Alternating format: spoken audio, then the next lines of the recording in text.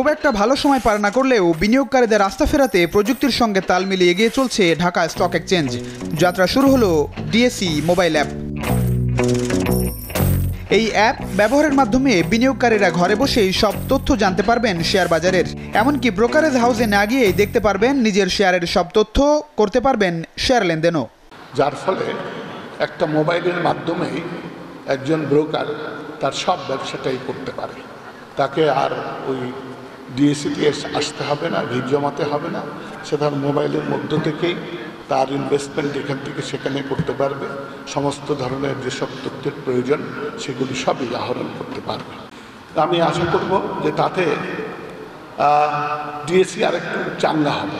2009 এবং 2010 সালে দেশের শেয়ার বাজারে অস্বাভাবিক দরপতনে পথে বসতে হয়েছে লাখ লাখ শেয়ার ব্যবসায়ীকে।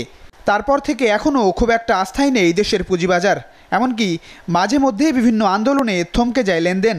অর্থমন্ত্রী মনে করেন এই অ্যাপ ব্যবহারের সুযোগ সৃষ্টি হওয়ায় কিছুটা হলেও স্থিতিশীলতা ফিরবে পুঁজিবাজারে।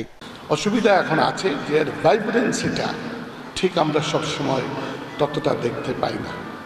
আমি শুধু আশা করব যে এই অ্যাপসটা ব্যবহার করার ফলে আমরা হয়তো সেই দিকে আরেকটু অগ্রসর হব।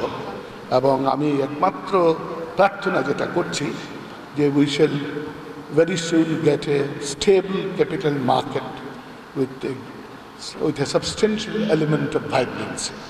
এই অ্যাপে আগ্রহীদের অবশ্যই স্মার্টফোন ব্যবহার করতে হবে।